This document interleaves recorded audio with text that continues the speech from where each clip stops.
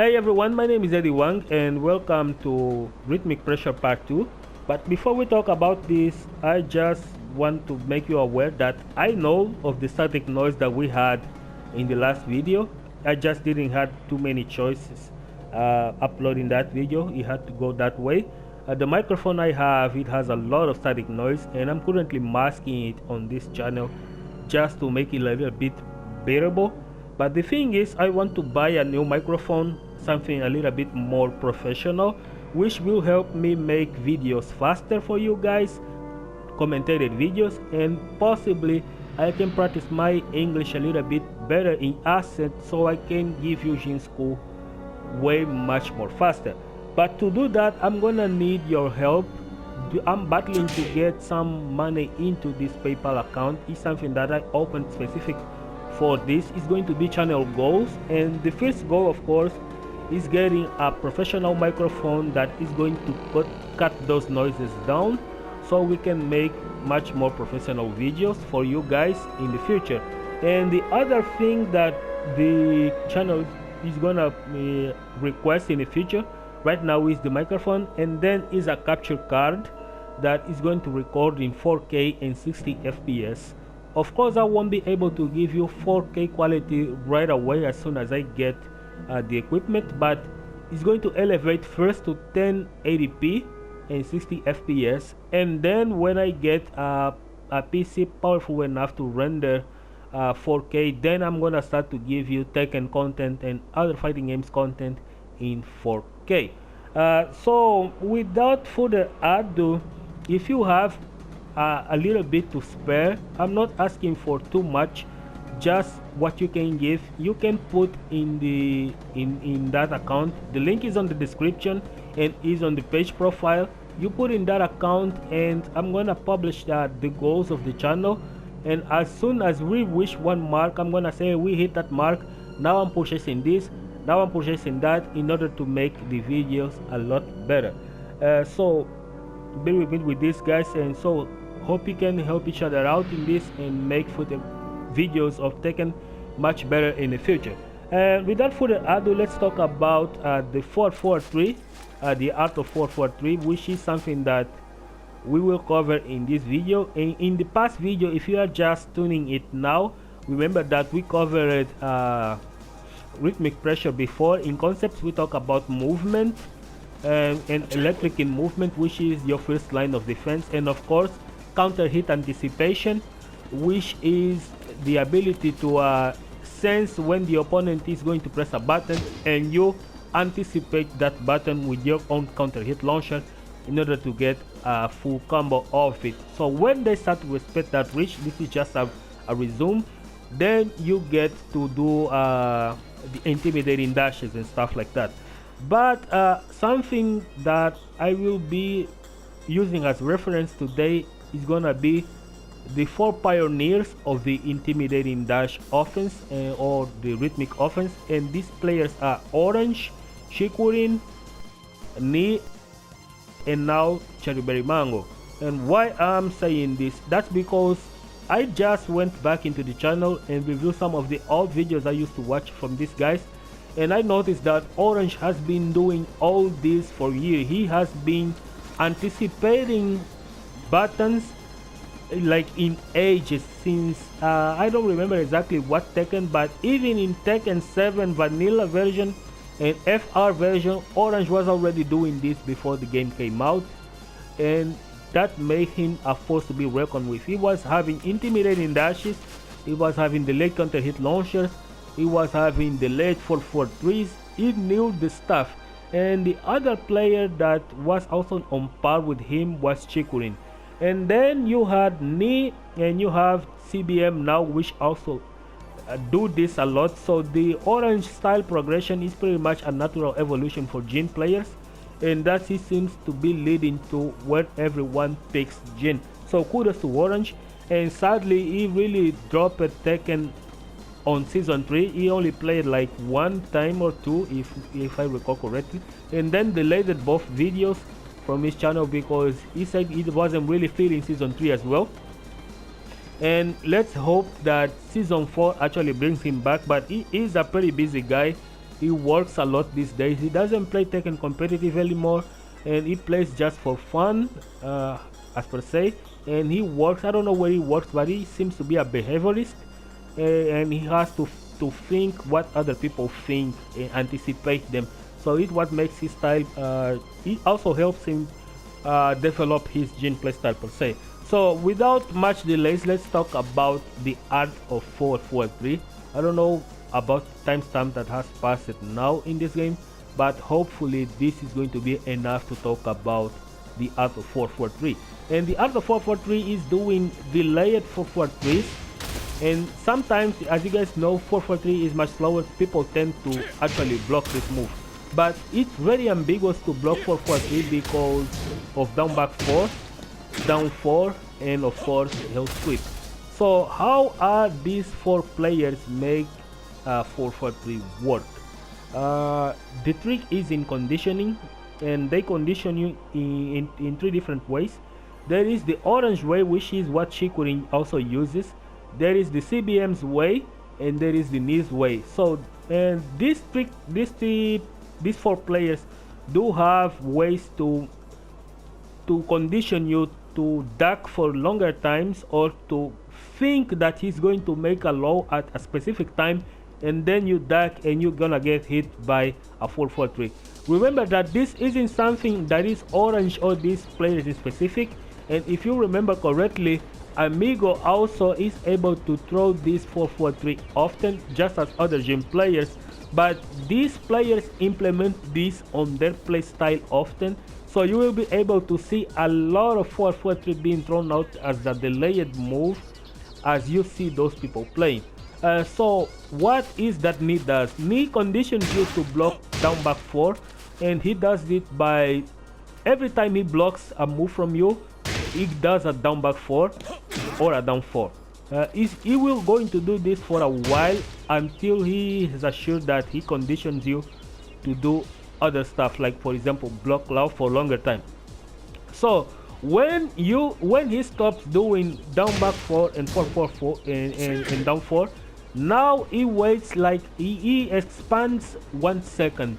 It's also a tech that I explained in the past video, which is making your 1 second look bigger, and which is converting 1 second to 60 frames, and in between that window of 60 frames you cut it into 25 frames, and in the window of 0 to 25 frames you can input your most lowest counter hit launches to hit your opponent in their timing window. You know that timing anticipation is a thing, so you calculate the time window where they like to press buttons too long, and then you do a 443 right before they think it, just as they are thinking about pressing that button before actually seeing the move.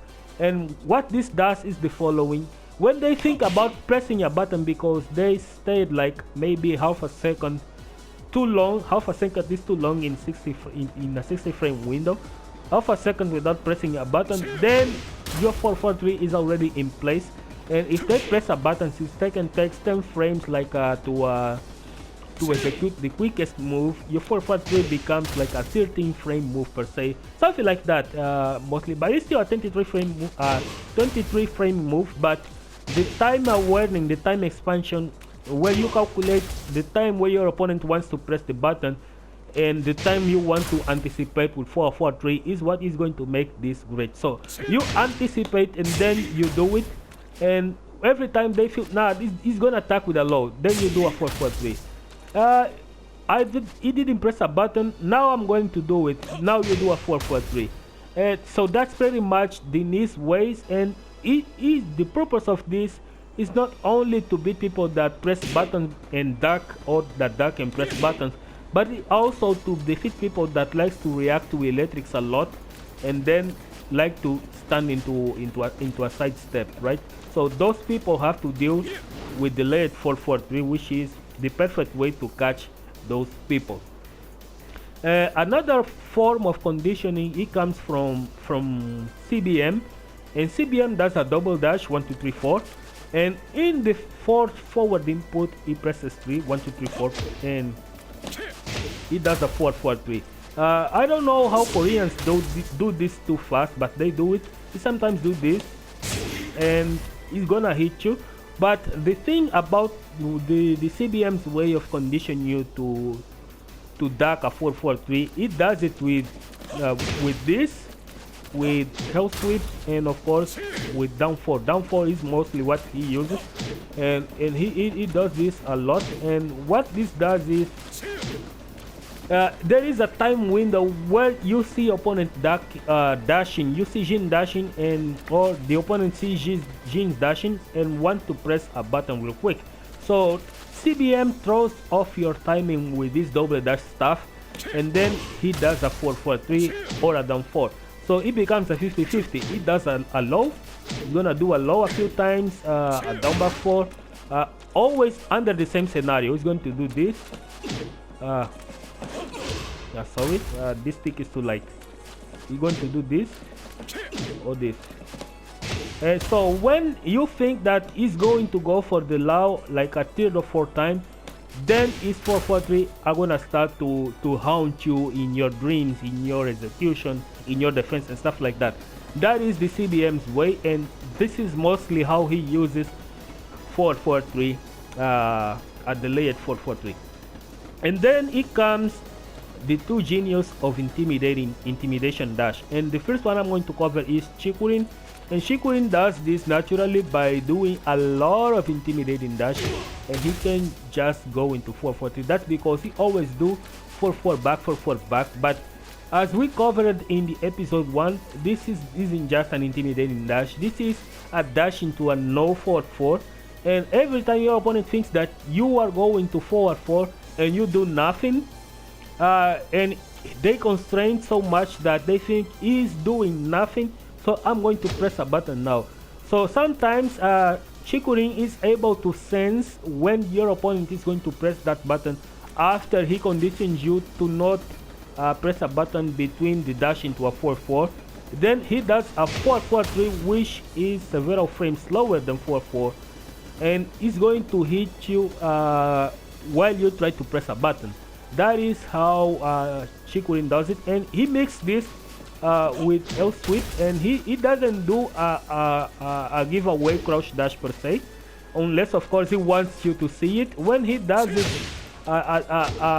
when he gives away his crouch dash animation, he mostly likes to go for while standing 4, but you can also use or give away the crouch dash animation and then delay a 4-4-3, and you can double delay the 4-4-3 coming from a crouch dash by doing this, as you guys can see. So this is going to double delay. You can do this of course, but you can do this or delay as much as possible. And this is what makes Chikurin like 4-4-3 land a lot against most people because of this stuff. It usually mixes with CD4 while doing this, and it doesn't give away the crouch dash animation when doing health sweep. So it becomes really hard to defend, because when doing this, the 4-4-3 can come out at any time as the CD4. So if you try to duck a health sweep there, you are going to get launched by the 4-4-3. That's his way. And Orange does this the exact same way per se, but he's not the guy of 4-4 backs. He uses mostly crouch dash and just dash, but the difference between them is that Orange is much faster in movement. He actually probably the Jin with the most precise and quick movement that exists. So he can do a double dash from this range without doing a single back. I don't know how he does it, but he does. And he senses like when you are looking at him waiting for a button to press, and he gives you even a wish for you to press that button, and then he just 4-4-3s. And sometimes he just goes for it. It depends, usually depends on how he reads your opponent behavior. And if he's doing too fast health sweeps, he's going to go for a quick 4-4-3. If he's doing slower health sweeps, he's going to go for a slower 4-4-3. But it's mostly do it to how he presses movement and how he dashes. He's always moving, so you won't be able to see him inputting movement that much unless he wants you to. And sometimes even when he does it, doesn't mean that he's going to go for 4-3 just by double tapping forward. Sometimes it's really just a health sweep. Sometimes it's really just an electric, and sometimes it's really just nothing. So that's the lesson for the delayed and the art of forward 3. Hope you guys enjoy it, and next time we are going to cover how canceling and rebel engine form of movement, which is something that is pretty hard to do. I don't think it's that relevant to the guide at all, but it makes part of it because there is a different string of Jin players that play with this stuff around. I know at least 3 people that do this. One is Rebel Jin, How, and of course Alpha Raito also can do this, and a little bit Speed Kicks is also able to do this on his own, but not to the level that How and Rebel Jin does, which no one can do that.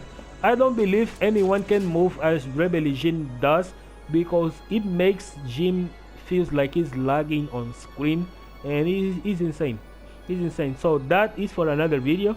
So see you guys on the next one, and hope you guys mash this dislike button, share this video, watch as long as you need, and remember guys, more power to Jin, and looking forward to season 4.